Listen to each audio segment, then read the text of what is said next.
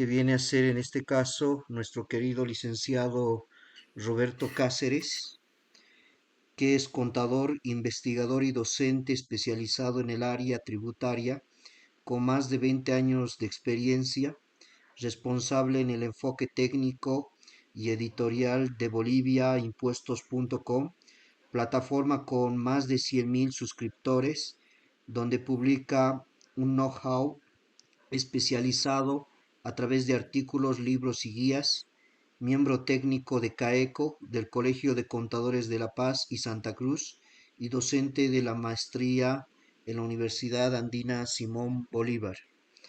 También tenemos al licenciado Helber del Castillo, de Tributando en Bolivia, que en este caso es analista de econometría, especializado en contabilidad, tributación y asesoría laboral.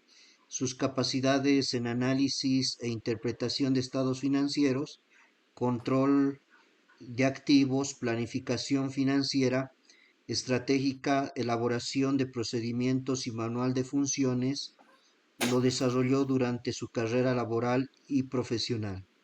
También nos está acompañando un miembro del IBET, del Instituto Boliviano de Estudios Tributarios, que es el licenciado José Luis Olmos, que está con lo que viene a ser que él es auditor financiero de la UMSA, egresado en el doctorado de Ciencias Contables de la UAGRA, Gabriel René Moreno, maestría en Ciencias de la Gestión Tributaria, Facultad de Ciencias Económicas y Financieras de la Gabriel René Moreno, especializado en Derecho Tributario de la Universidad Andina Simón Bolívar, y en la actualidad se desempeña como socio de Auditools SRL.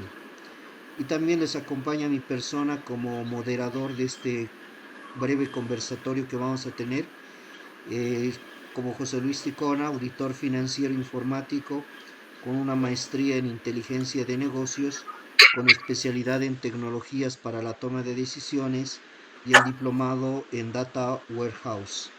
Bien, entonces les damos la cordial bienvenida una vez más a todos los que nos están acompañando. Vamos a iniciar en este caso. Ojo que nuestros licenciados nos están también ayudando con lo que viene a ser la transmisión por sus redes sociales de este evento, y también a su vez se está grabando lo que viene a ser el conversatorio.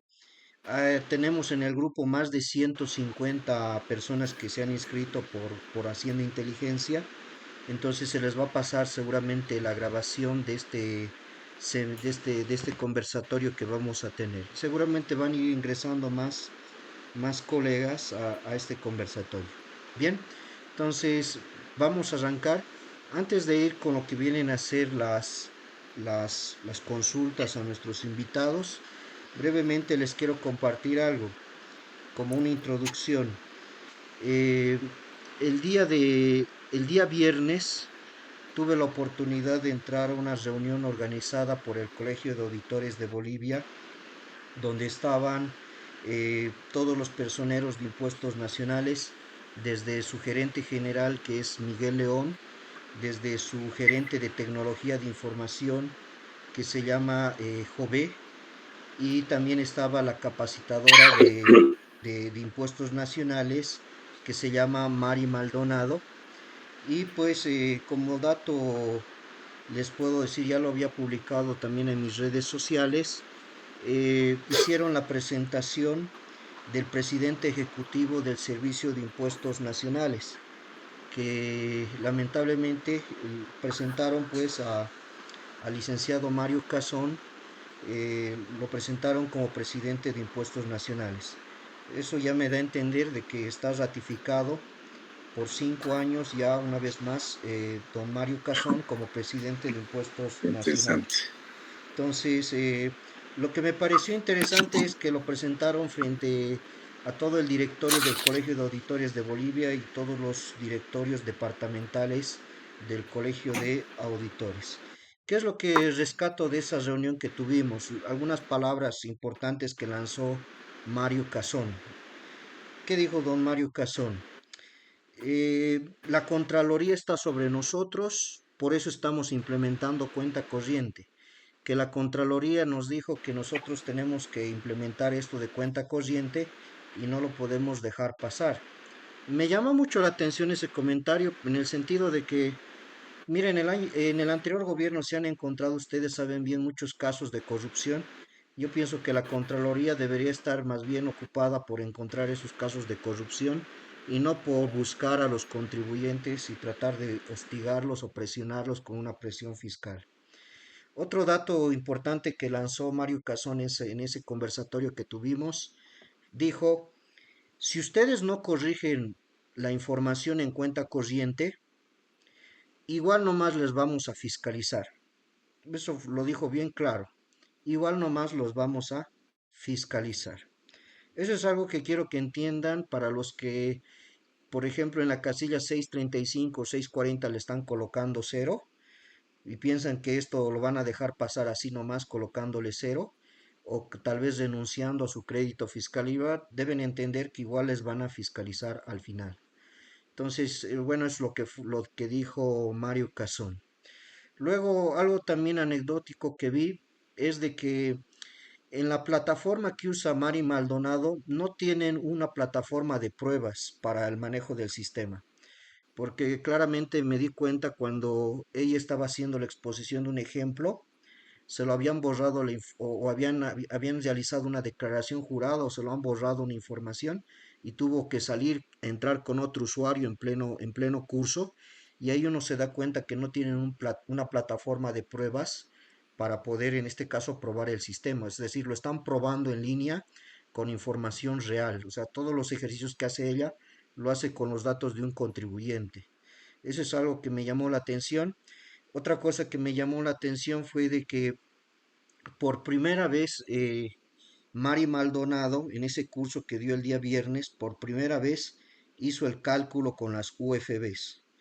Pero algo que me llamó la atención en el ejercicio que ella hizo con las UFBs, agarrando el valor en libros por la UFB actual dividido entre la UFB anterior menos uno, fue de que casualmente esas UFBs se encontraban en días de lunes a viernes, en días hábiles, no eran UFBs que se encontraban en una fecha que puede caer en sábado o en domingo o en feriado. Y solamente hizo un ejemplo ella. Entonces de ahí vino las consultas que más bien el Colegio de Auditores de Cochabamba me dio la oportunidad de darme la palabra y poder hacer directamente las consultas a Miguel León, a Jové y a lo que viene a ser Mario Casón sobre este tema de la cuenta corriente. Aprovecho para decirles las preguntas que les hice y para que les pueda comentar también las respuestas que me dieron ellos. Yo les dije bien claramente, ¿no?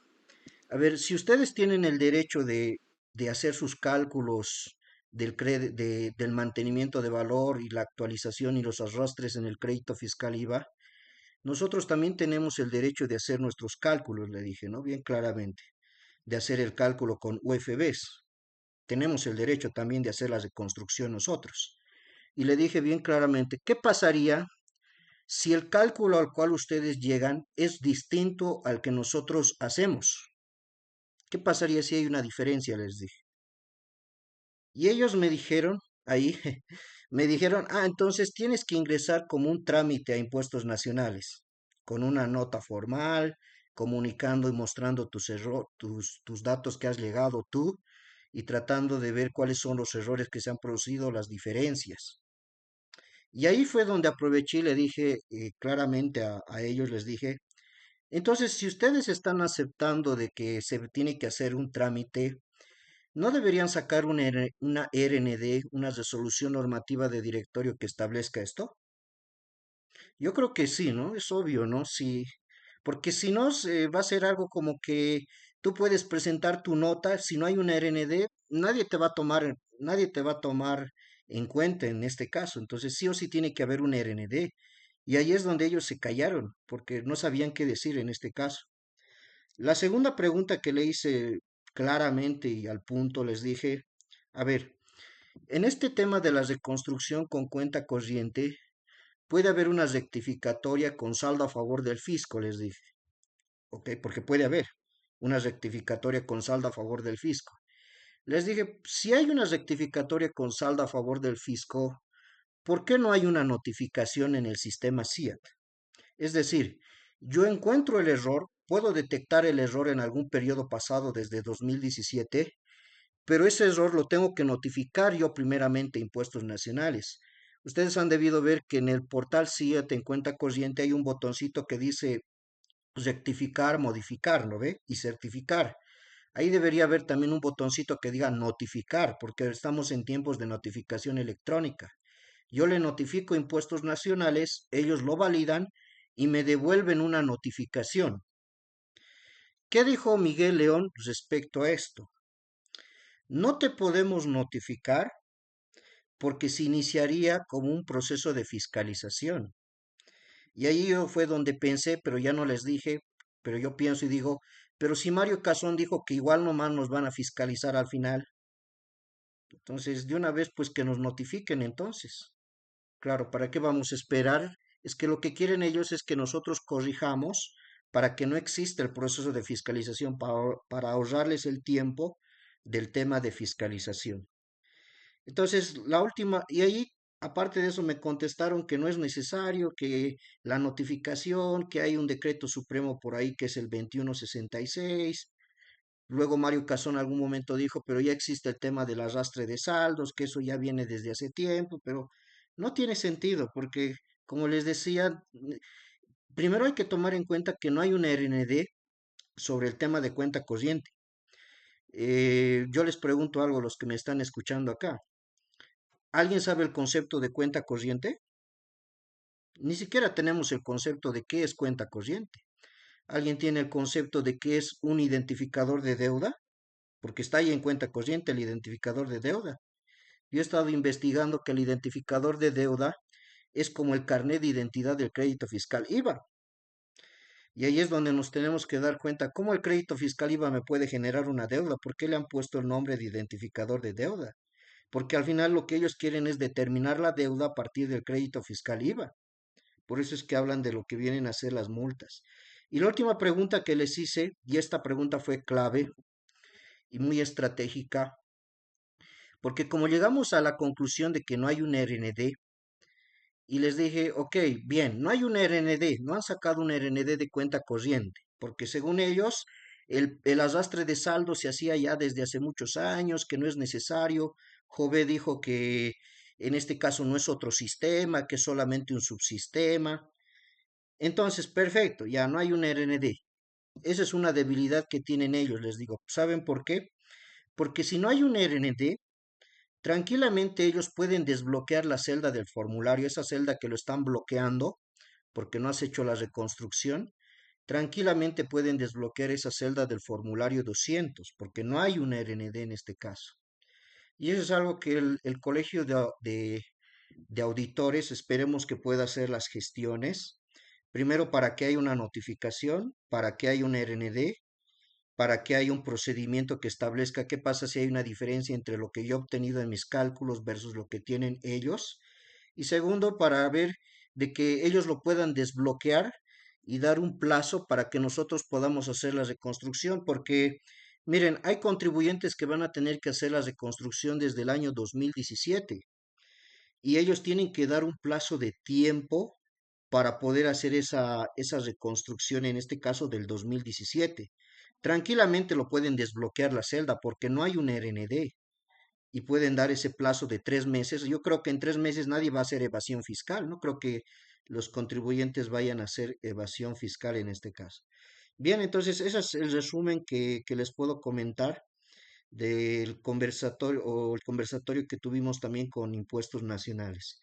Ahora sí vamos a pasar en este caso con nuestros invitados para hacer en este caso lo que vienen a ser las preguntas correspondientes al conversatorio. No sé si alguien quisiera decir tal vez algo antes de nuestros invitados, alguien quisiera decir algo tal vez antes de ir con las preguntas, no sé si quisieran comentar algo tal vez. Bien, a ver, yo puedo comentar lo siguiente. Bueno, muchísimas gracias, licenciado José Luis, por esta iniciativa sobre este conversatorio tan importante en el que vamos a analizar y vamos a tocar un tema muy fundamental, que es la actualización del crédito fiscal, ¿no? Su mantenimiento de valor y el cómo se tiene que reflejar, bueno, prácticamente en el formulario 200, y que desde el mes de mayo no lo hemos visto correctamente y bueno, los contribuyentes se han asustado, ¿no? Porque no se ha reflejado el crédito fiscal para el mes siguiente, ¿no? Bueno, también saludarlo al licenciado Roberto Cáceres, al licenciado José Olmos por su participación en este conversatorio. Bueno, comentar lo siguiente. Tenemos una norma que es la Ley 843 y el Decreto Supremo 21530, ¿no? Y es prácticamente el artículo 8 que está casado sobre la actualización del crédito fiscal, ¿no? Esta disposición, el artículo 9, claro, de la ley 843, perdón, y el decreto supremo 21.530, artículo 8. Esta disposición nos hace referencia, ¿no?, que se actualiza cuando exista un saldo a favor del contribuyente. Este se actualiza con las UFBs, ¿no?, del anterior periodo y la UFB del último día hábil del mes que corresponde su reintegro. Eso indica la norma, ¿no? Entonces se entiende que esta actualización es mensual, ¿verdad? Lo que ha sucedido a partir del mes de mayo es que si el contribuyente tenía un crédito fiscal a favor en el mes de abril, bueno, prácticamente no se reflejaba en el formulario 200, ¿no? Es más, si ha generado un crédito fiscal en el mes de mayo, ¿no? No se veía, no se mostraba en el formulario 200 el crédito fiscal actualizado del mes de abril. Es el problema, ¿no?, que se ha observado, ¿no? Ha asustado a muchos contribuyentes, inclusive le han encarado al contador, le dijeron, ¿dónde está mi crédito fiscal? ¿Qué pasó? ¿No? Y bueno, habiendo hecho análisis, entonces se ha evidenciado que, bueno, se ha generado una cuenta corriente en el CIA, ¿no? Eso es lo que puedo acotar, estimado licenciado José Luis. Bien, muchas gracias, querido Licen. Vamos a ir entonces con las preguntas. Algo más antes de que me olvide, estimados colegas, todos los que me están escuchando, ya sea por Facebook Live o por TikTok, o a través de un video que se está grabando, ya no podemos hacer el reclamo de que el sistema está mal. En el conversatorio de ayer, nuevamente otro colega viene y dice, el sistema está mal. Miren, si ustedes dicen que el sistema está mal, los de impuestos les van a decir que está bien. Ya no vayamos por ese lado. Olvídense de eso, de que el sistema está mal. Ya nos reclamemos que el sistema está mal. Porque sigue Mario Casón en la presidencia. Va a salir y va a decir, el sistema está bien.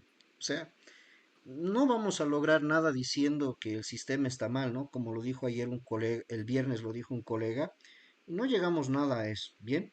Ahora sí vamos a ir a las preguntas que dice en este caso. Voy a obviar la primera pregunta, querido licenciado José Luis. Vamos a empezar con las preguntas sobre legalidad y derechos con el licenciado José Luis Olmos. Y la primera pregunta, la del presidente de impuestos, lo voy a obviar porque ya saben que es Mario Casón. Vamos a ir con la segunda pregunta que dice, ¿de qué manera la implementación del sistema de cuenta corriente vulnera el derecho al debido proceso del contribuyente, específicamente en la relación con el artículo 115 de la Constitución Política del Estado?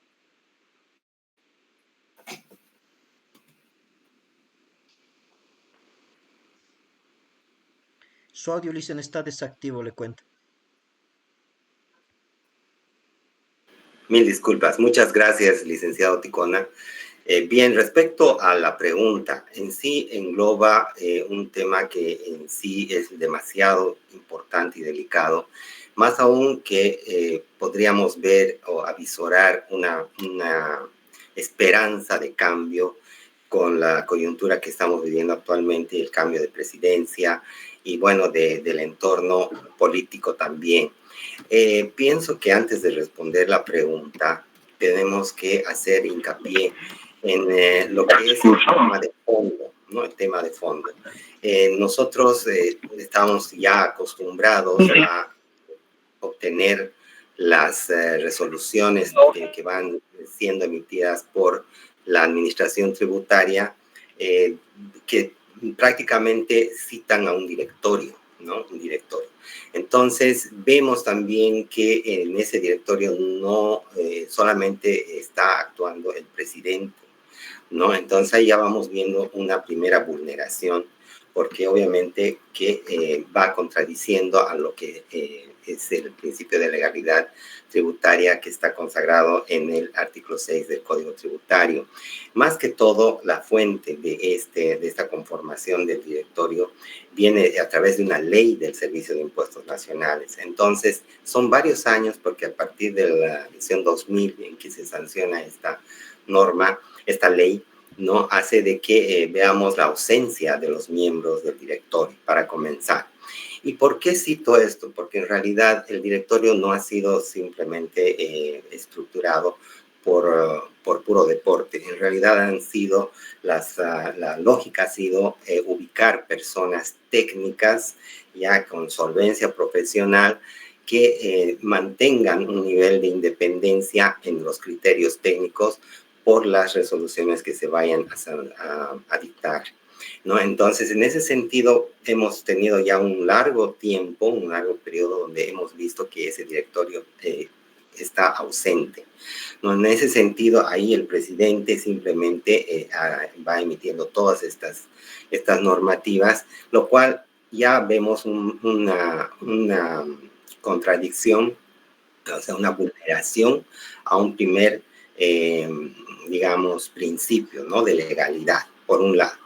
Por otro lado, debemos ir viendo la evolución que se ha ido dando y en el tema del digital, en el tema de avances tecnológicos.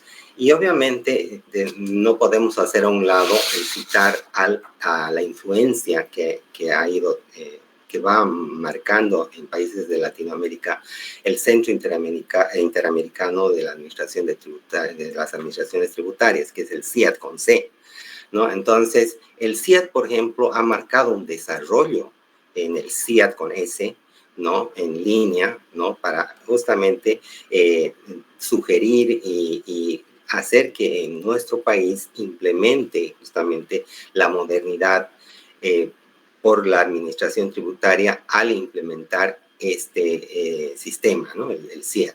Entonces, ha habido bastante cooperación técnica, ¿no? Y en intercambio de experiencias, no solamente es para Bolivia, sino que estamos hablando que es interamericano.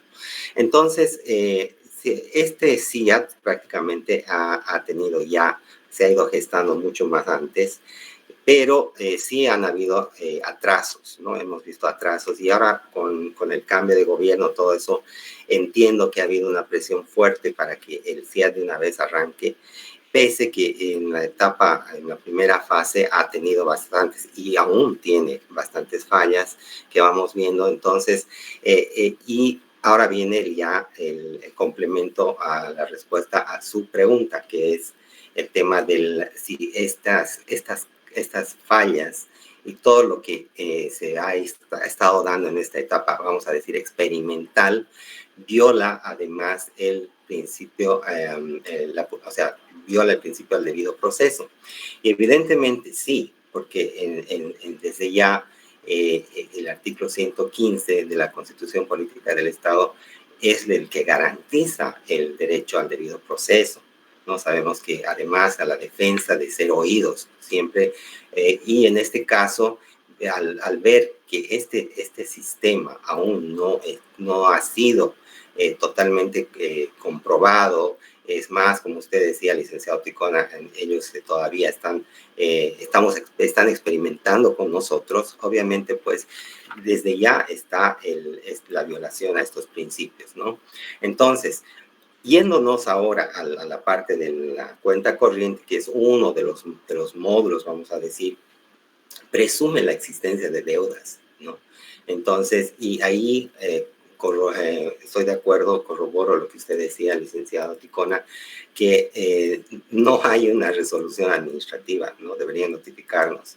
Entonces, desde ahí ¿qué está pasando? Se está invirtiendo la carga de la prueba, ¿no? Porque nos están obligando a todos como contribuyentes a demostrar nuestra inocencia, vamos a decir, frente al registro informático, lo cual desde ya es una flagrante violación a este artículo, ¿no? Entonces, por otro lado, vemos que también nos está restringiendo, ¿no?, el derecho a defendernos, porque obviamente como contribuyentes tenemos que pagar o garantizar de alguna manera la deuda para recién poderla impugnar.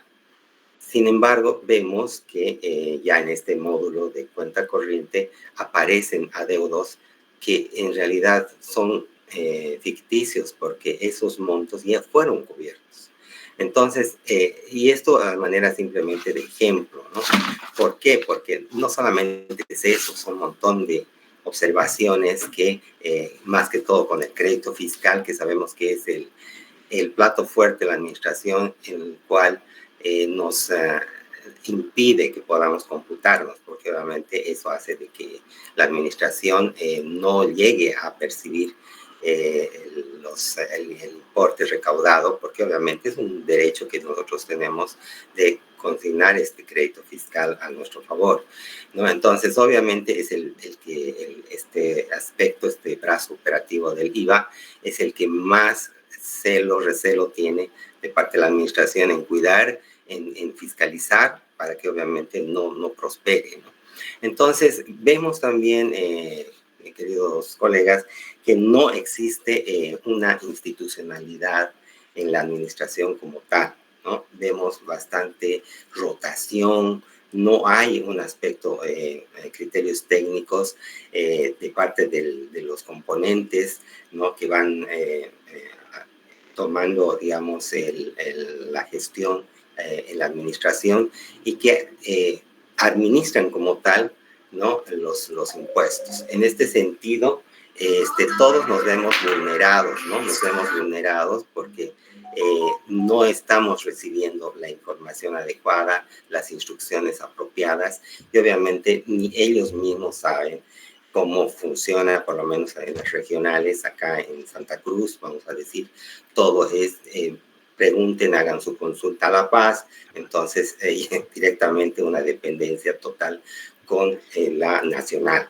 ¿no? Y para colmo, la nacional tampoco absuelve respuestas, ¿no? Entonces, en ese sentido, licenciado, ya resumiendo, puedo indicar que existiría inclusive la apertura para declarar inconstitucional, ¿no?, todas estas modificaciones implementadas en el CIEP, ¿no?, durante esta emisión, esta sanción, digamos, de esta emisión, perdón, de las resoluciones normativas de directorios. Sabemos que el problema va mucho más allá y que en sí debemos tomar en cuenta para poder justamente asumir defensa, porque todo este tiempo hemos estado realmente sojuzgados y demasiado presionados por estos cambios y sin este derecho fundamental que es el derecho a la defensa.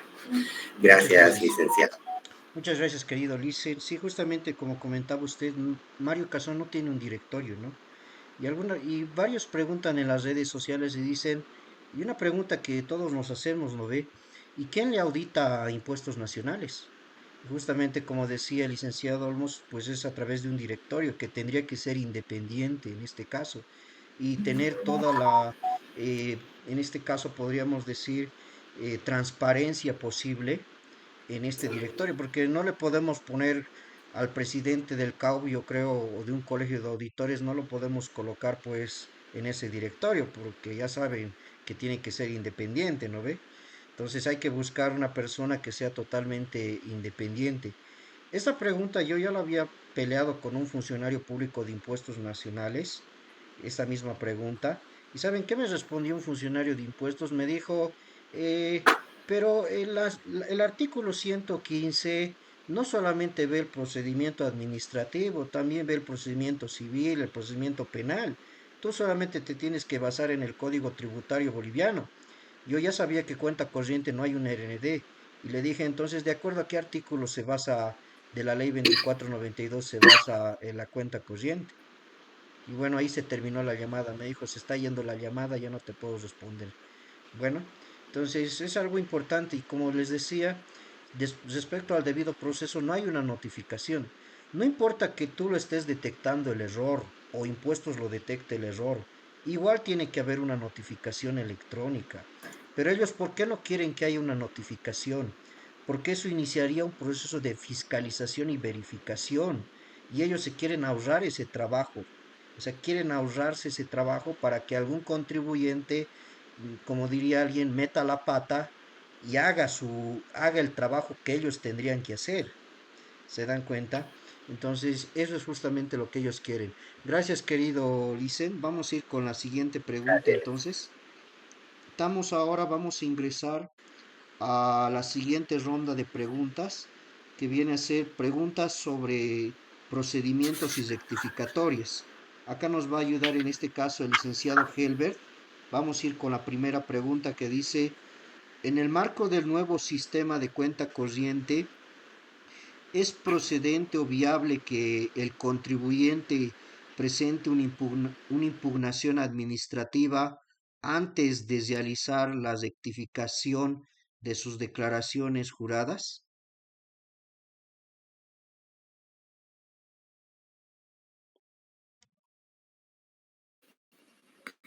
Bien, bueno, gracias, licenciado José Luis.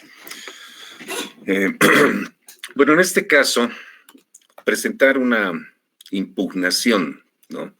sobre, sobre la rectificación de las declaraciones juradas. Bueno, a ver, ¿qué es evidenciado en los formularios? Ya en el mes de octubre, sobre todo para la declaración del periodo de octubre, se han generado créditos fiscales a favor del contribuyente. En algunos casos han desaparecido los créditos fiscales que a septiembre los tenía, creo, seguros, ¿no? Y en otros casos han aparecido unos pagos a cuenta, ¿no? Entonces el contribuyente, bueno, se ha alarmado. Y como no había la opción de modificar el formulario 200, mandó su información como estaba, ¿no? ¿Qué es vital para el contribuyente en este caso? Tiene que ser necesariamente una reconstrucción de ese crédito fiscal y quizás de esos pagos a cuenta generados, ¿no? Y presentar la correspondiente, en este caso la correspondiente impugnación, si determina alguna disminución o incremento en el saldo de crédito fiscal al momento de hacer esta conciliación. Es cierto también, ¿no? que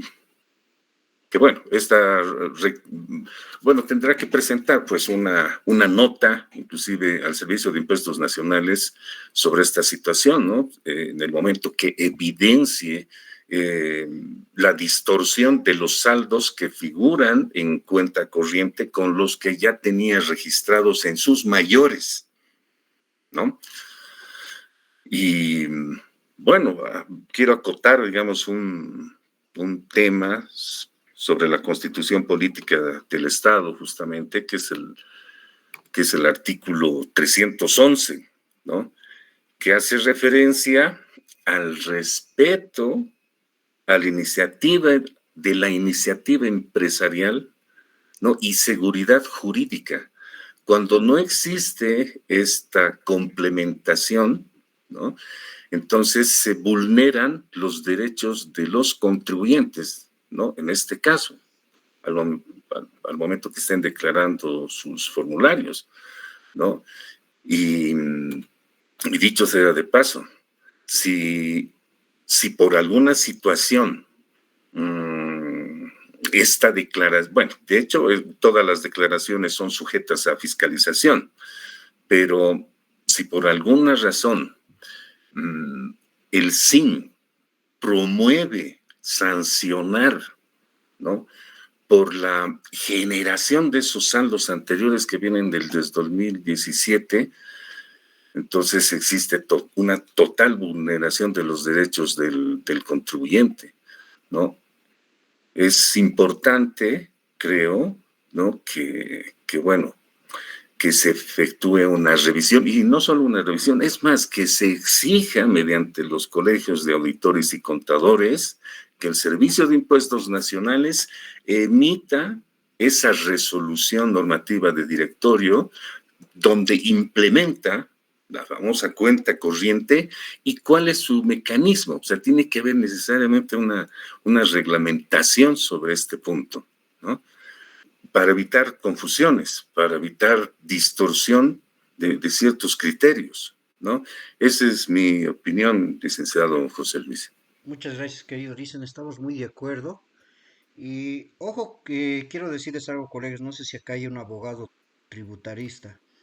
Estamos hablando de una impugnación administrativa, porque un abogado me va a decir, pero licenciado, ¿qué quieres impugnar? No hay una resolución determinativa. Bueno, no estamos hablando de ese tipo de impugnación. Estamos hablando en este caso de qué pasaría si tú no llegas al mismo cálculo que ellos han llegado.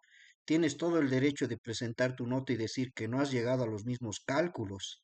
De ese tipo de impugnación estamos hablando, que se iniciaría, como decíamos, con el tema de notificación en este caso, que no existe en este procedimiento. Bien, solamente quería aclarar eso y estamos muy de acuerdo con la respuesta que acaba de dar nuestro querido licenciado. Vamos a ir con la segunda pregunta. Dice, considerando que la rectificatoria es un acto voluntario, el bloqueo de la casilla de pago en el formulario implica una obligatoriedad forzosa de rectificar contraveniendo la normativa.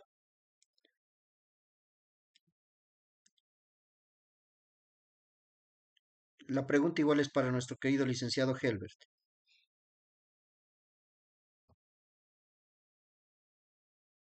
Licenciado, Ya, ahora sí. ya. Gracias, licenciado José Luis. Bueno, sobre el punto. El CIN efectivamente ha habilitado esta opción de modificar la casilla 635, ¿no? Pero recientemente, después creo de la declaración del NIT 3.4 inclusive, ¿no?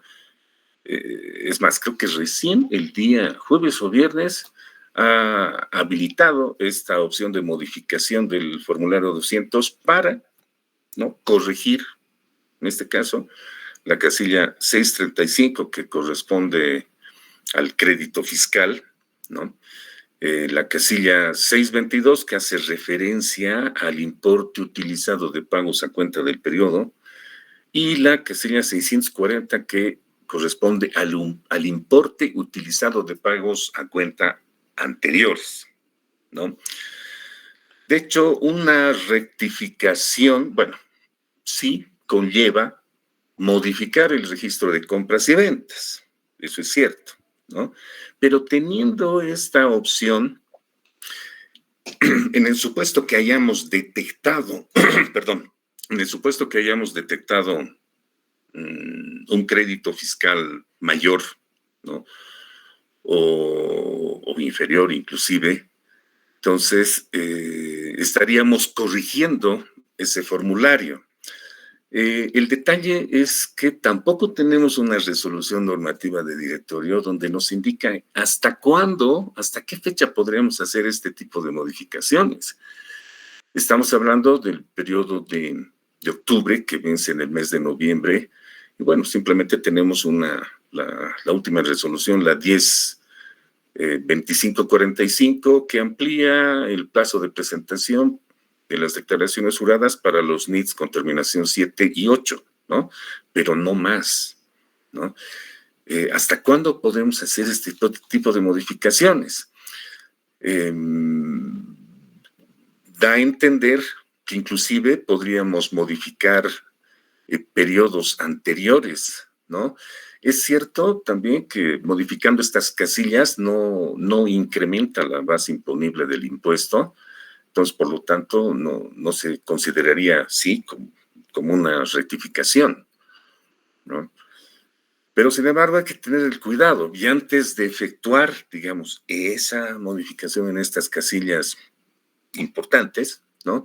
Es preferible, ¿no? Y recomendable hacer una conciliación, ¿no? Hay que tomar nomás el tiempito, un profesional contable tiene que tomarse el tiempito, inclusive el propietario de la empresa, si es necesario, contratar un servicio externo, un auditor, ¿no? Que lo pueda hacer, y haga una reconstrucción fiscal, no solo de 3, 4 periodos, ¿no? Sino de al menos unas 2 o 3 gestiones, ¿no? Considerando que la información que presenta ahora en cuenta corriente data desde el 2017, ¿no? Y bueno, hay contribuyentes que se han alarmado, que no tenían crédito fiscal a favor y, perdón, les ha parecido una cifra bastante alta, ¿no? Ese es mi punto de vista, licenciado José Luis. Gracias, querido Licen. Sí, bueno, decir a todos los participantes, por si acaso, el bloqueo de celdas es una medida de fiscalización electrónica preventiva. Hoy en día deben entender, como lo digo siempre en mis cursos, la administración tributaria ya no está haciendo fiscalizaciones detectivas. Estas son fiscalizaciones preventivas, que es legal. Es legal que te bloqueen la celda. Lo que no es legal es que no te hagan la notificación en este caso.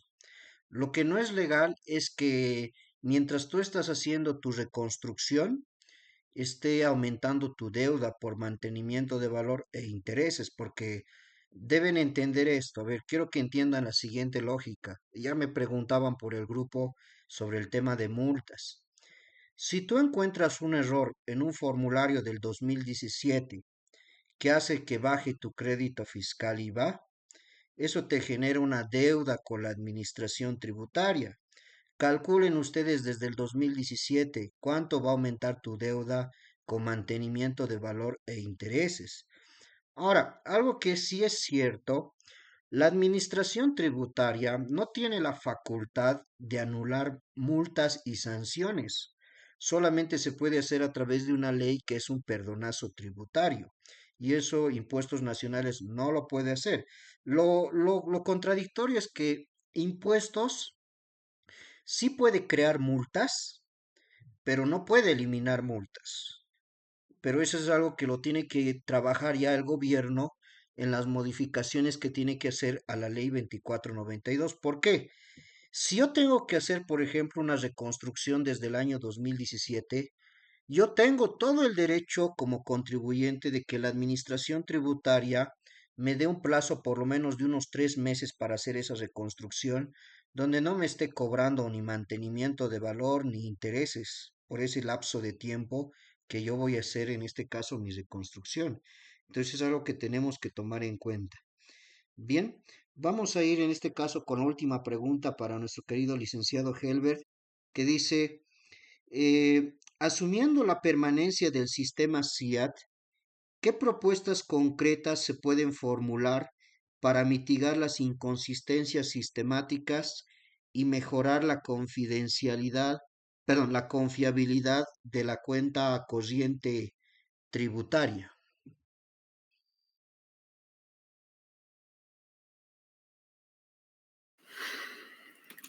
Bien, gracias, licenciado José Luis.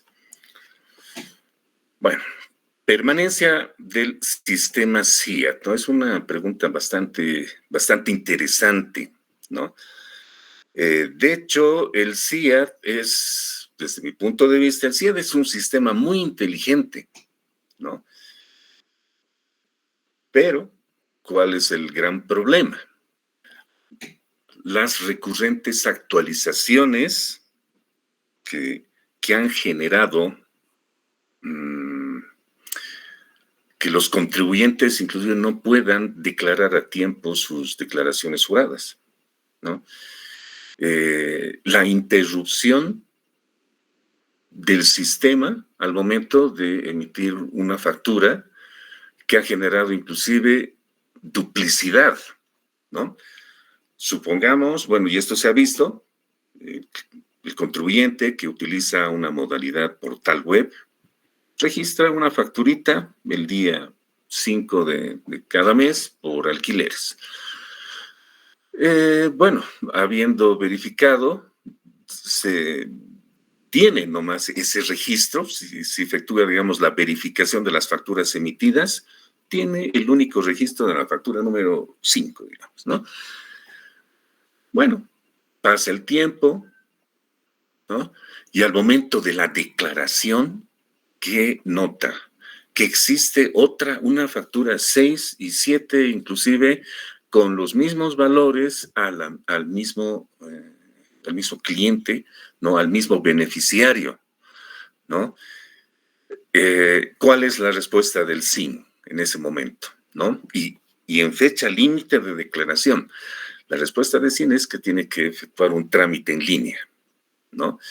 Realizar las capturas del detalle de facturas emitidas y del reporte RCB, en este caso, de ventas. ¿Y en cuánto tiempo se resuelve? Lo correcto debería ser que se resuelva inmediatamente, ¿no? Pero no. El funcionario se toma el tiempo de 24, 48 horas y ha sucedido hasta una semana, ¿no? Hasta una semana, donde le ha dado respuesta al contribuyente para que pueda registrar o enviar su RCB, que ya conllevaba una sanción, presentar su declaración jurada quizás con destiempo, ¿no? Con otra sanción, ¿no? Y la única respuesta que ha recibido este contribuyente por parte del funcionario, tiene que asumir el riesgo, ¿no? ¿Qué les parece? Tiene que asumir el riesgo. Por favor, ¿dónde estamos? Si utilizamos sistemas inteligentes, bueno, tienen que tener pues la capacidad de resolver inmediatamente las cuestiones, las dificultades que presenta un determinado contribuyente al momento de generar alguna acción, emitir una factura, presentar su declaración jurada. Otra respuesta que me llama mucho la atención de los funcionarios del Servicio de Impuestos Nacionales es reinicie, ¿no?, su equipo, limpie su historial de navegación. ¿Dónde se ha visto eso? Colegas, miren, me llama la atención, por ejemplo, cuando nosotros ingresamos a una plataforma de redes sociales, quizás como el Facebook, ¿se presentan estos inconvenientes? Es mi pregunta. ¿Se presentan estos? Para nada. No nos dice el administrador de Facebook,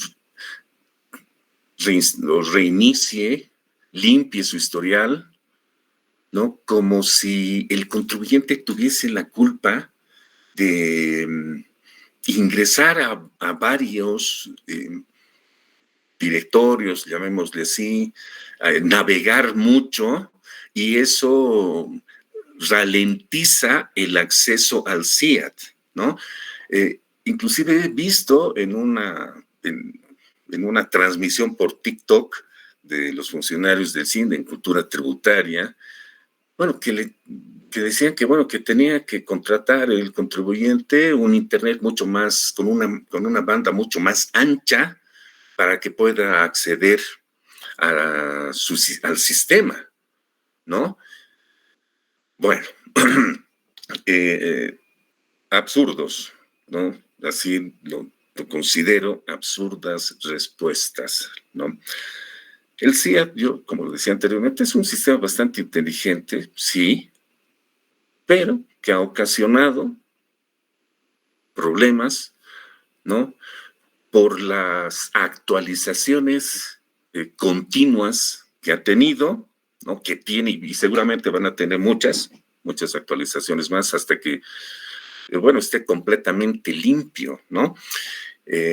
Insisto también que el Servicio de Impuestos Nacionales debería sacar inclusive una resolución normativa de directorio que indique hasta que se ponga a 100 el CIAT, se suspende, ¿no? O sea, bueno, uno sí puede declarar, efectivamente estaba en la obligación de declarar sus impuestos, pero se suspende en tema de las sanciones, por ejemplo, ¿no?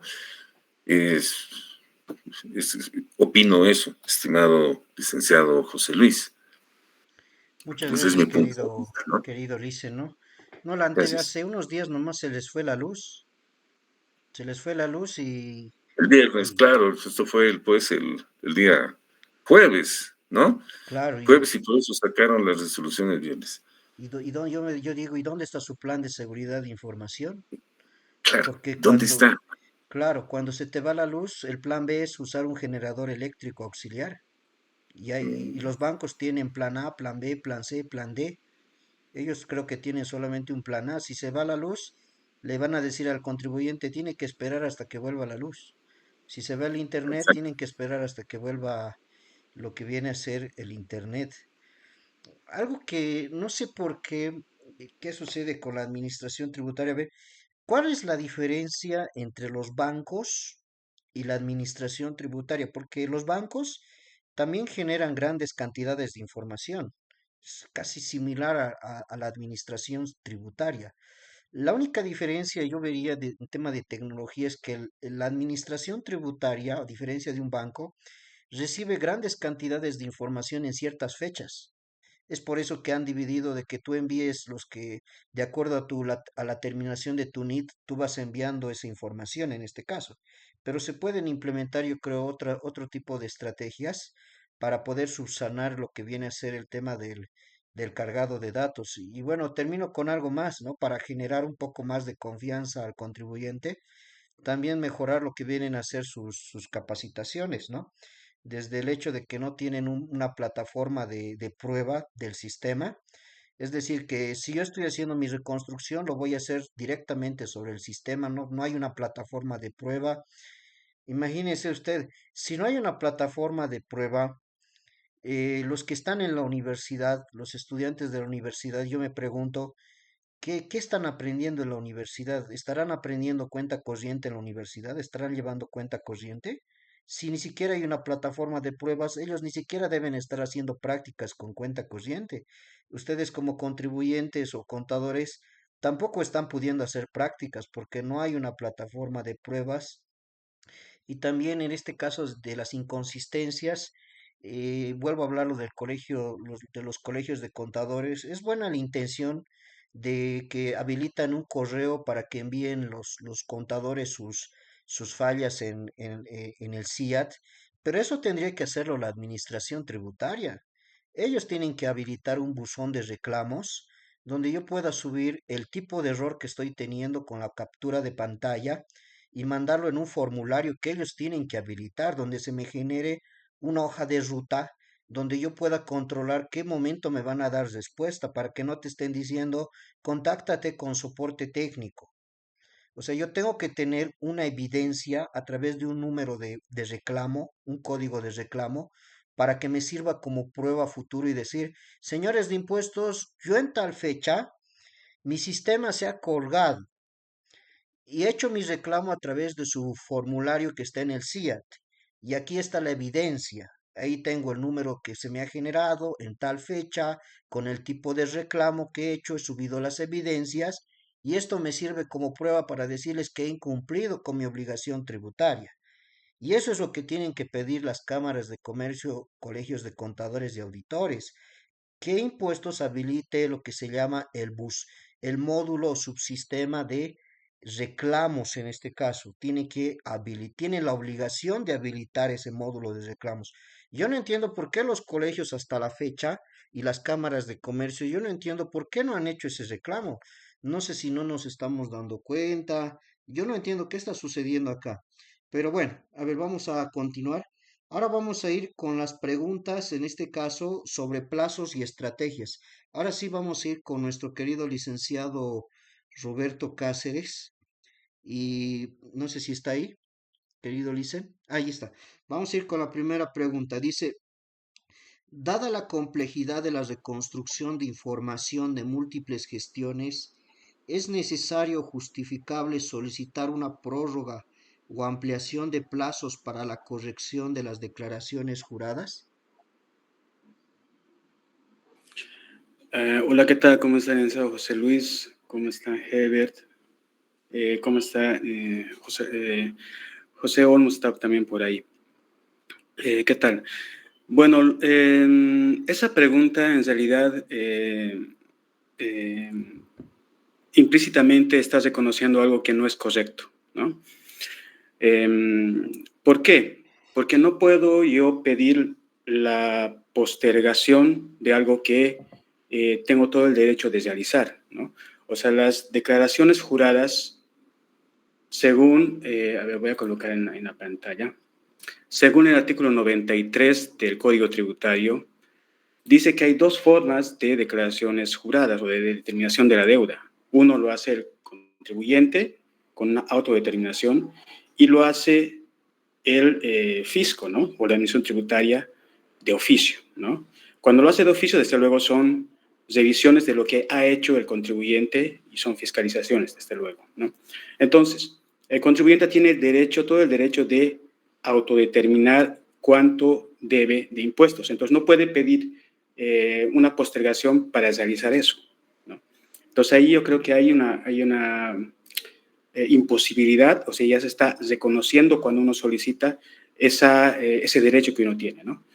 Entonces, no creo que sean, no creo que venga a derecho pedir, digamos, una postergación, ¿no? De algo que está reconocido plenamente por el Código Tributario. Bien, muchas gracias, querido Licen. Vamos a ir con la siguiente pregunta, que, a ver, déjeme ver un momento, por favor. Vamos a ir con la siguiente pregunta.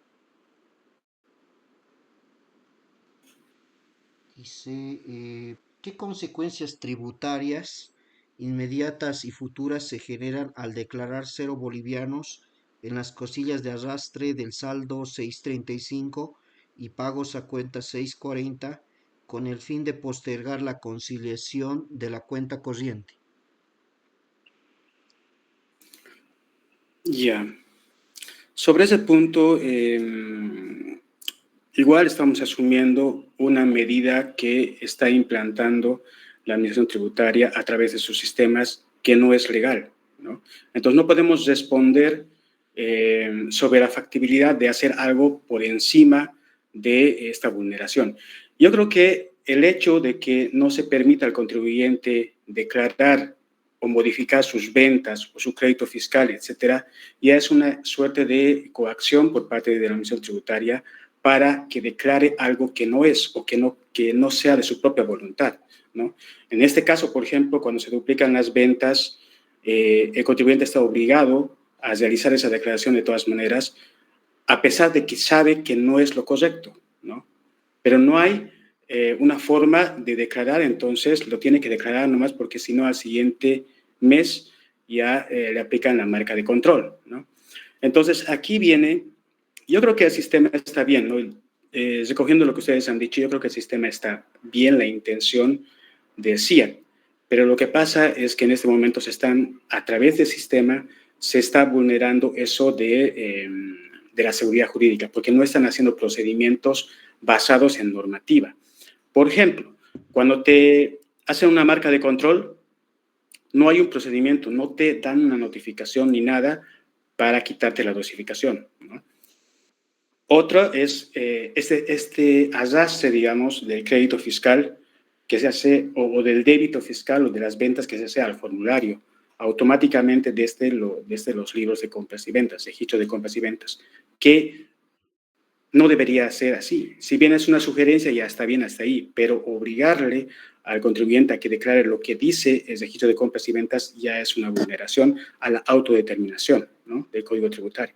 Entonces, decir qué consecuencias tiene y todo eso, lo que está mal, no creo que tampoco tenga una respuesta, digamos, sensata, ¿no?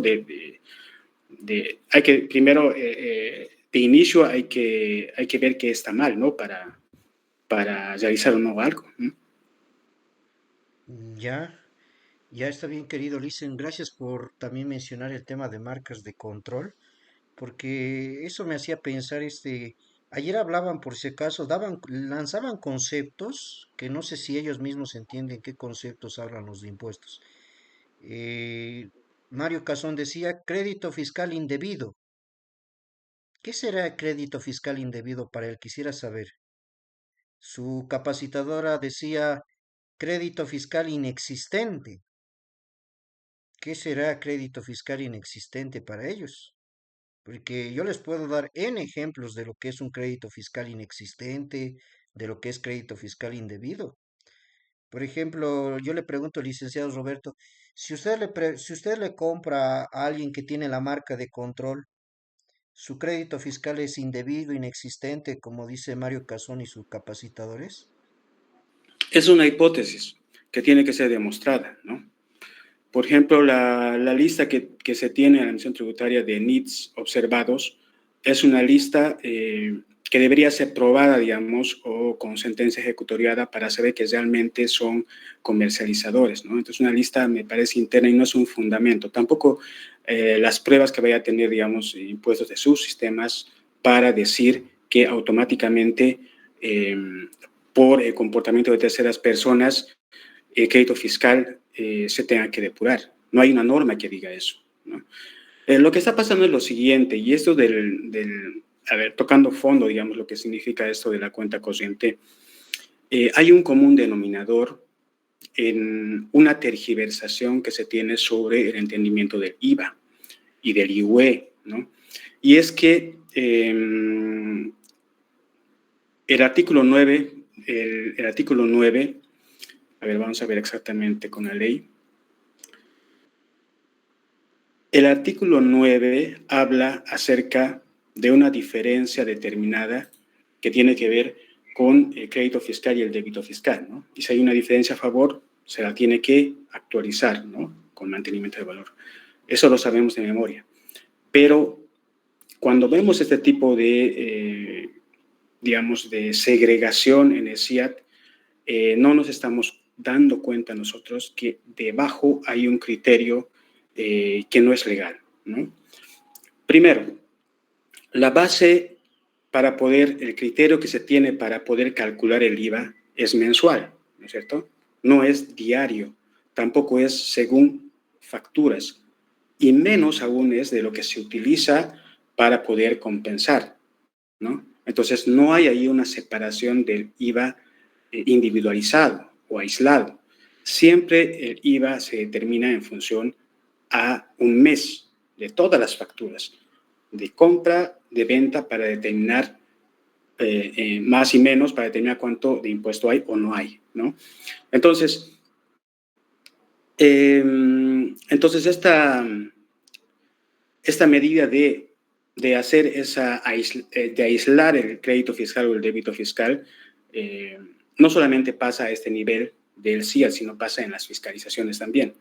Cuando se pretende depurar una o dos facturas, no se ve íntegramente cómo afecta a todo el crédito y débito fiscal que se ha calculado en el 200. Simplemente pretenden cobrar de las facturas observadas. ¿Qué tal si, digamos, el contribuyente tuviera un crédito fiscal vasto y que, a pesar de que le depuraran esas facturas, igual tuviera un crédito fiscal? Pero no corresponderían, ¿no? Pagaría el 13%. Entonces, ese criterio no se está respetando. Se llama el criterio de base financiera o criterio integrador financiero, ¿ya? Que se ha visto desde en las fiscalizaciones de los CDIMS, y ahora, lamentablemente, se sigue con ese criterio tanto para el IVA y como para el IUE, ¿no? Se pretende depurar el IUE inclusive de facturas aisladas. Y yo veo que ese criterio también se está reflejando ahora en el CIAT, porque se está actualizando partes del crédito fiscal para poder compensar, y eso está fuera de la ley. La ley dice en el artículo 8, 9, dice exactamente en el 9, dice exactamente cómo tiene que ser. De todas las facturas del mes tiene que realizarse el mantenimiento de valor. Entonces, eso deberíamos primero tratar de colocar en la palestra y hacer entender y tener conciencia de ese elemento para recién demandar, o sea, o pedir que se arreglen estas cosas del CIET, ¿no? Que yo creo que está bien la tecnología, todo eso, pero hay un desenfoque ahí, ¿no? Hay una orientación, o yo creo que se está vulnerando la normativa, ¿no? La ley sobre todo. Bien, muchas gracias, querido Licenciado Roberto. Vamos a ir con la última pregunta para usted. Primeramente le voy a hacer el comentario antes de hacerle la pregunta. Le cuento que por esto que está pasando con cuenta corriente, muchos contribuyentes están queriendo renunciar a su crédito fiscal IVA. Me llama la atención. Están queriendo renunciar a su crédito fiscal IVA, le cuento. En varios cursos que he visto de impuestos, le dicen, podemos renunciar al crédito fiscal IVA y la funcionaria pública responde, sí, sí, sí, adelante, hazlo, hazlo, renuncia a tu crédito fiscal. ¿Por qué? La administración de tributaria no puede actuar de oficio. Pero si tú como contribuyente vas y presentas una nota a impuestos nacionales diciéndole quiero renunciar al crédito fiscal IVA simplemente porque no quieres hacer esta reconstrucción, le estás dando legalidad al proceso y obviamente ellos te van a aceptar la nota. Beneficio para ellos porque les estás Sí. ahorrando el hecho de que te fiscalicen. O sea, ellos te van a aceptar la nota y ese documento les va a servir a ellos para que a futuro tú, cuidado, digas luego, ay, no, me he arrepentido, no, no quería renunciar a mi crédito fiscal. No, señor, usted ya ha presentado su nota, ya le ha dado legalidad al proceso. Usted es el que ha renunciado voluntariamente a su crédito fiscal IVA. Ahí quería consultarle, querido Luis Roberto, ¿qué opina usted sobre este tema y sus riesgos fiscales que pueden haber a esta renuncia del crédito fiscal IVA que muchos contribuyentes quieren hacer? Esa denuncia, pero es escrita. Los de impuestos les dijeron, tienes que presentar tu nota escrita. Es escrita. Esa denuncia, no, esa denuncia tendría que ser de todas maneras a través de una declaración jurada. Ah, caramba, esa sí que no me la sabía. ¿Ya? Bueno, interesante. Bueno, eso no comentaron. Es que yo es la primera vez que escucho que Ahora alguien quiere renunciar, ¿no? ya no escucho. Alicen, ¿no nos escucha? Hola, hola. Hola, hola. A ver, vamos a esperar a que vuelva el retorno de nuestro querido licenciado. Hola, hola. Vamos a esperar un momento, pero buen dato que lanza que dice que tiene que ser a través de una declaración jurada. José Luis, no te escuchamos, creo. Ah, hola, hola, hola. No se Ya, escucha, Licen Ticona. ya, continúe nomás, usted le dicen, Nick, Nick, continúe nomás continúe usted, nomás por usted, favor. por favor. Ahora sí, ahora sí.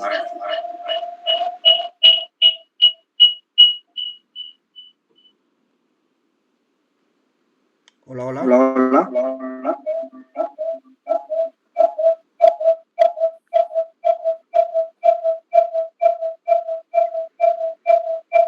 Hola, hola, ¿me escuchan? Ahora sí. Hola, Sí, hola, sí, hola. ahora sí, ahora sí. Ah, ya.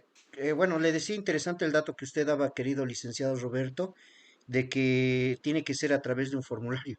Interesante. Ya, y si es a través de un formulario, a ver, bueno, me hace pensar otras cosas, pero ¿y qué riesgos tendría en este caso el hecho de hacerlo de esa forma, ¿no? O cómo lo ve usted, no sé, ya me dejó con la duda. No, pues la ley es clara. La forma de determinar los impuestos es a través de formulario, ¿no? Declaración jurada.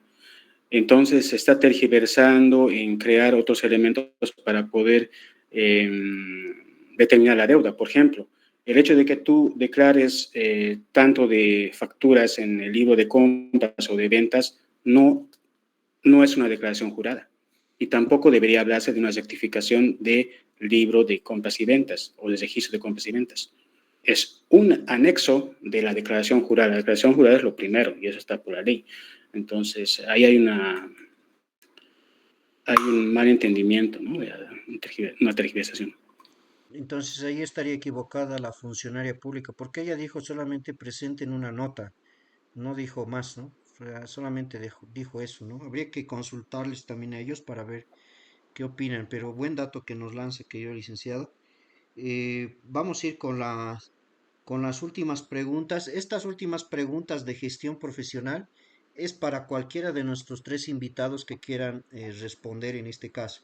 Entonces, cualquiera de ustedes tres licenciados, licenciado Roberto, Helbert o José Luis, pueden responder estas últimas tres preguntas. Preguntas sobre gestión profesional. El plan de saneamiento de inconsistencias implementado por impuestos nacionales se considera una solución definitiva, es decir, en los próximos años futuros ya no se realizará esta reconstrucción. Y ojo que quiero agregar un dato más. Tomemos en cuenta que aquí hay una prescripción tributaria, porque por eso es que es desde el enero 2017 porque aquí hay una prescripción de 8 años. Entonces, acá yo estaría entendiendo que esa prescripción va a recorrer. Es decir, te doy un ejemplo. Si al año, por ejemplo, detectan otro crédito fiscal indebido, como le llama Mario Casón, suponiendo que este año ya has hecho la limpieza de la reconstrucción, has limpiado, listo, lo has limpiado cuenta corriente, pero al año, el 2026, cuenta corriente vuelve a detectar otro error en otra gestión que no lo había detectado este año, pero lo detecta al año y se recorre el tiempo de prescripción, es decir, tendría que ser ya desde 2018 hasta 2026 y así va a ir recorriendo en el tiempo. ¿Consideran ustedes que es así o cuál sería su opinión sobre este tema? Cualquiera de los tres, ¿no?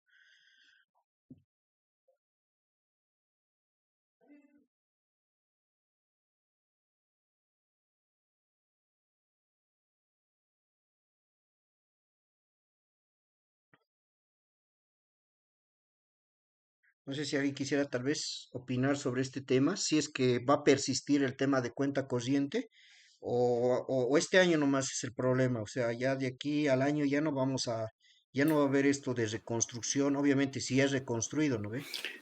Sobre el punto, si me permite, José Luis, Heber, a ver, estamos asumiendo una acción sobre una vulneración a un derecho.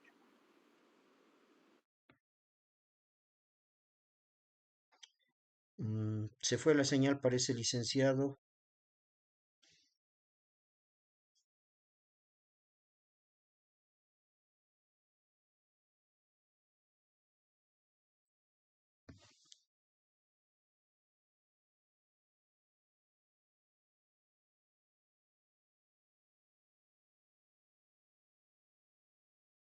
Hacerlo de declaraciones anteriores, ¿no? Creo que eso no corresponde, ¿ya? Entonces, primero eso se debería solucionar antes de entrar en preguntas sobre asumiendo vulneraciones, ¿no?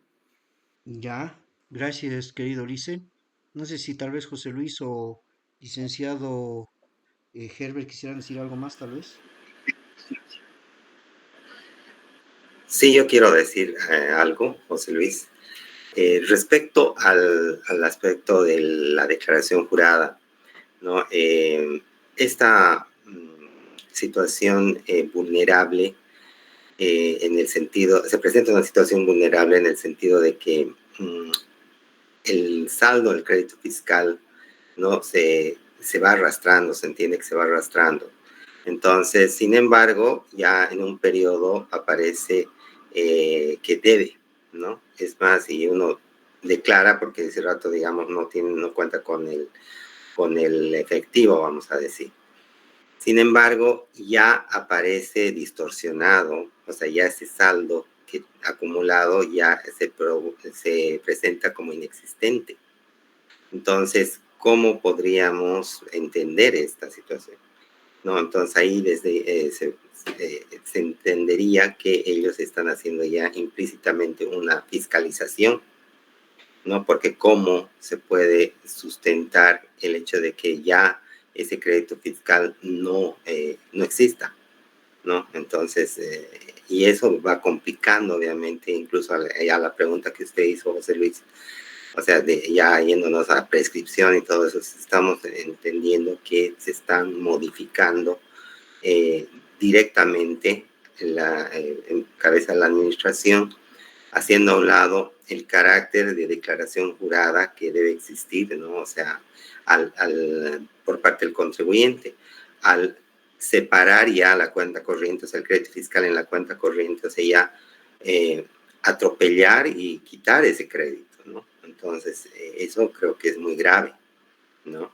Entonces, un caso que he podido ser testigo. Y también el tema de si, digamos, un formulario puede corregir, y no hablando propiamente del crédito fiscal, hablando del formulario 430, que he tenido también la oportunidad y la vivencia de tener la situación complicada, ¿no? Con un cliente, en el sentido de que no permitía rectificar, ¿no? Entonces, peor cuando sabemos que más aún tratándose de una transferencia de un bien inmueble, se tiene que, por notaría, ¿no? Se tiene que gestionar todas las partes, obviamente, con el formulario, ¿no? Entonces, y pasaron 6 meses tranquilamente, ¿no? Entonces, imagínense el perjuicio cuando hay, de por medio incluso hay un crédito, ¿no? De parte de la institución bancaria, etcétera. Entonces, eso a manera de ejemplo de cómo esta limitación, el hacer descontinuar un procedimiento, por ejemplo, de errores materiales que había antes, que ya no hay ahora, ¿no? Hace de que evidentemente se produzca un daño totalmente directo al interesado, al contribuyente. Entonces, realmente vulnera sus derechos, ¿no? Entonces, eso también a manera simplemente de complementar un poco a la pregunta que usted hace, José Luis.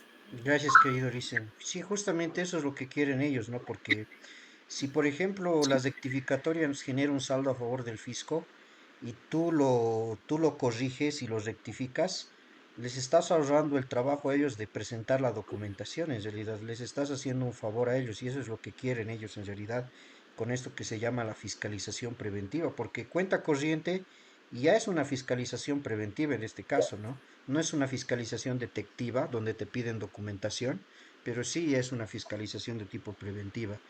Ahora vamos a ir bueno, con la penúltima pregunta, perdón. Antes de hacer la pregunta, quiero comentar algo, ¿no? Que también yo lo he visto que ha sucedido en la profesión. A ver, voy a colocar un ejemplo. La pregunta para todos los profesionales contadores, ¿no? Antes, cuando era la facturación manual, ¿cuánto cobrábamos por hacer un RCB? Vamos a suponer que me dicen 300 bolivianos cobraba por hacer un RCB cuando todo era factura manual. Ahora que es factura electrónica, donde ya está desapareciendo poco a poco la factura manual, ¿cuánto cobramos ahora por un RCB? Lo que me llamaría la atención es que me digan, licenciado, seguimos cobrando 300 bolivianos, pero ya no estás typeando facturas. ¿Por qué cobras lo mismo si ya no estás typeando las facturas? Y esto les digo puede jugar en contra a los contadores porque la pregunta es la siguiente. ¿Ustedes consideran, nuestros invitados, consideran que el contador debería cobrar un honorario por hacer esta reconstrucción? ¿O piensan que los contadores lo están haciendo gratis esto? ¿Lo estarán haciendo gratis? Yo me pregunto, este tema de la reconstrucción. Hace rato decía el licenciado Herbert que habría que contratar un auditor para que te haga esta reconstrucción correctamente, ¿no? Pero suponiendo que el contador lo va a hacer, ¿tendría que cobrar algún honorario? ¿Cuánto cobraríamos por hacer una reconstrucción de esto? A ver, ¿qué opinan?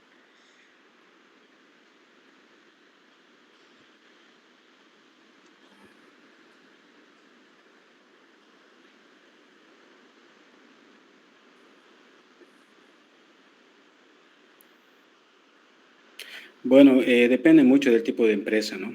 Es muy aventurado decir un monto. Yo creo que el punto central, yo creo que es que esas medidas de fiscalización preventiva en realidad no son legales. No son legales porque no están respaldadas. ¿Ya? Entonces, y Impuestos Nacionales también tiene potestad de crear y para colocar algunos puntos de agilizar estos procedimientos, ¿no? Y se requiere una entidad independiente que fiscalice el CIAT, ¿no? el mismo Estado, ¿no? Y eso está en una disposición, hace unos meses sacó una resolución ministerial del Ministerio de Economía y no se está haciendo caso, y lo sabe el licenciado José Luis Olmos, por ejemplo, a través de una resolución sobre una impugnación que ha sido de bancarización, y no se está cumpliendo, ¿no?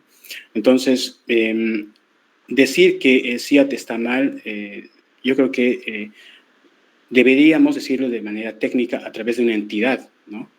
No nosotros simplemente con capturas de pantalla. O sea, el licenciado GB también ha mencionado que deberíamos para una anulación de factura presentar capturas de pantalla o algo, y no hay ese procedimiento normado. ¿Cómo puedes tú respaldar una anulación de factura con capturas de pantalla o con herramientas de un sistema que no es tuyo, sino que es de la misma administración tributaria, ¿no? Entonces, desde ahí está mal, o sea, es una norma imperfecta, digamos, ¿no? En ese sentido, y todo apunta al sistema que no hay una entidad autónoma, independiente, neutral, etcétera, que pueda evidenciar que nosotros no hemos podido declarar y generar un ticket, digamos, o decir, efectivamente, esa hora no se podía generar por estos servidores, etcétera, y eso mostrar como prueba, ¿no? Pero no impuestos, ¿no? Tendría que ser otra entidad, y no solamente para impuestos, sino para cualquier entidad estatal, ¿no? Que todo el tiempo, por sistemas, pasan las cosas, ¿no? Entonces, eso deberíamos, yo creo, como consigna, tener en esta reunión, por lo menos, para poder trabajar sobre ese aspecto, ¿no?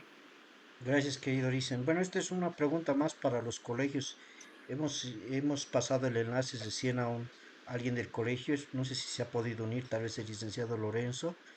Pero, a ver, cobrar por los periodos, difícil les digo, porque yo no sé si el error viene desde el 2025, 2024, 2023, por ahí viene desde el 2017. Y para hacer esta reconstrucción tengo que entrar formulario por formulario, tengo que entrar a cada detalle de uso, y aparte de que tengo que ser bien diligente al momento de hacer la reconciliación, porque no lo puedo hacer para llegar a algo que es incorrecto. ¿Se dan cuenta? Entonces, desde mi punto de vista, les digo yo cobraría de acuerdo al crédito fiscal IVA que le han bloqueado al contribuyente. Porque no es lo mismo que te bloqueen un crédito fiscal IVA de gestiones pasadas de 90.000 bolivianos a que te bloqueen un crédito fiscal IVA de 10 bolivianos. No es lo mismo en realidad. Pero es algo que el Colegio de Contadores tendría que trabajarlo para el beneficio de sus afiliados, porque si no, muchos contadores lo van a hacer de gratis, les digo. Y tal vez lo están haciendo de gratis este trabajo, que no debería ser así. Es un trabajo extra, por si acaso. Algo que hay que aclarar, que esta reconstrucción, si me están escuchando los contribuyentes acá, algún empresario me está escuchando, esta reconstrucción no es por un error del contador, por si acaso. No es porque tu contador se ha equivocado, cómo no vas a encontrar el error en tal año, qué te pasa, no. Esto es simplemente es una actualización que se está haciendo a la información de periodos anteriores. Entonces no es porque tu contador sea un mal contador, no es por defender a los contadores, pero es así, no es por un error del contador acá. Entonces hay que tomar, en alguna situación tal vez no en todas, pero yo pienso que en la mayoría de los casos, si hablamos de crédito fiscal indebido, no es tanto por un error del contador. Si es un cambio de números o que le he puesto un cero por demás o he volteado un número en vez de colocarle 9, le he puesto 6, ya podríamos decir que es un error del contador. Pero si hablamos de otro tipo de crédito fiscal indebido, esos ya no son por error del contador, sino es por otro tipo de aspectos que inclusive analizamos hace rato con Isaac Roberto como la marca de control, ¿no? Bien, entonces ahora vamos a ir con la última pregunta de nuestro conversatorio, que viene a ser, en este caso, ¿cuál sería el asiento de ajuste contable por el aumento o disminución en el crédito fiscal IVA? Tomen en cuenta que si cruzamos la información de cuenta corriente con la declaración jurada, y esa declaración jurada estaba respaldada por mi contabilidad, me puede generar un mayor crédito fiscal IVA para mi cierre contable o me puede generar un menor crédito fiscal IVA para mi cierre contable. Yo estaba proponiendo afectar a cuentas como resultados acumulados o resultados de gestiones anteriores. No sé qué proponen ustedes, estimados licenciados, cómo podríamos trabajarlo esta parte, ya que no tenemos un CETENAC en Bolivia que nos pueda ayudar en este tema y nosotros nos estamos rompiendo la cabeza como simples mortales que somos. ¿Qué opinan acá? A ver, vamos a... A ver, yo quisiera participar. Bueno, licenciado José Luis, sobre esta consulta. De hecho, tenemos la norma de contabilidad 6, ¿no? Donde se registran por mantenimiento de valor aquellas actualizaciones, en este caso del crédito fiscal. En el supuesto que este crédito fiscal tenga un aumento o disminución generado de gestiones anteriores, en este caso al 2025, 2024, 23, 22, hacia atrás, ¿no? Entonces, sí, la cuenta de uso para este ajuste es contra resultados acumulados. Esa es la aplicación contable, estimado licenciado José Luis. Estamos de acuerdo, qué bien, gracias, estamos de acuerdo entonces. Qué bien, bueno, siempre es bueno, siempre me han dicho eso, a veces emites criterios, me dijeron, y no preguntas a otros colegas. Y es bueno siempre tener también la base, como nosotros prácticamente ahorita somos como un consejo técnico, les digo, porque acá en Bolivia no tenemos un CETENAC, lamentablemente, que saque boletines, que saque cursos, que nos actualicen.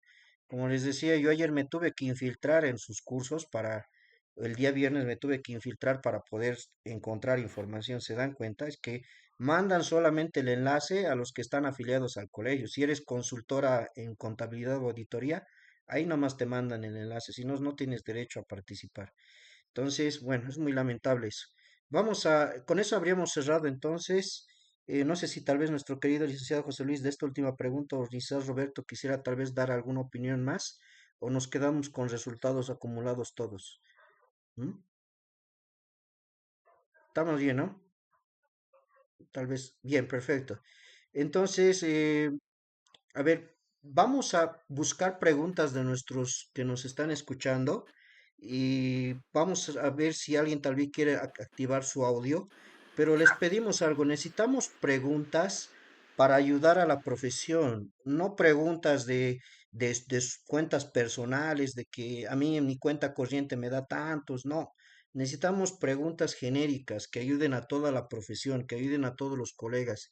Preguntas personales, bueno, seguramente el licenciado Herbert, Roberto y el licenciado José Luis, seguramente con sus consultoras van a estar dando sus cursos correspondientes. Y ahí ustedes van a poder hacer sus preguntas ya personales, ¿no ve? De sus casos que ustedes puedan tener, ¿ok? Voy a buscar acá preguntas que puedan ayudar a la profesión. A ver, a ver, a ver, a ver, a ver, a ver, a ver, a ver.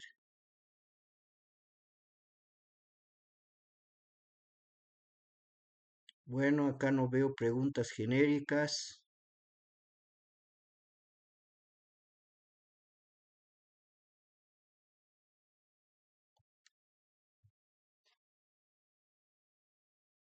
Solamente hay un comentario. Buenas noches, Luis Roberto. Dice en los dos casos con nota o directamente a través del formulario. Bueno, lo que estábamos diciendo, ¿no?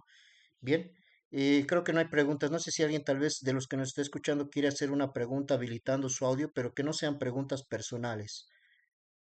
Tienen que ser genéricas.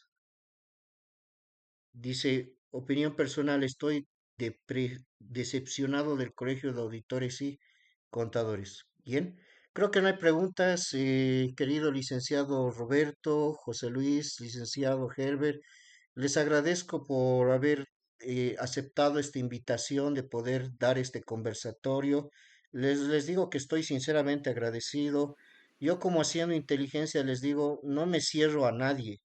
Si alguna vez he hablado mal de alguien por mis redes sociales, yo no me quedo con eso, siempre le invito. Yo invito, tengo que invitar a alguien del CETENAC, yo le mando la invitación. Otra cosa es que ellos no aceptan la invitación por si acaso. Luego piensen que yo me reúno solamente con mis amiguitos. No, acá la invitación es para el que quiera colaborar a la profesión en este caso. Les agradezco, querido licenciado Herbert, querido licenciado Roberto, querido licenciado José Luis, y pues no sé si quisieran dar alguna palabra final, tal vez a manera de despedirse, tal vez, o algún consejo para nuestros colegas.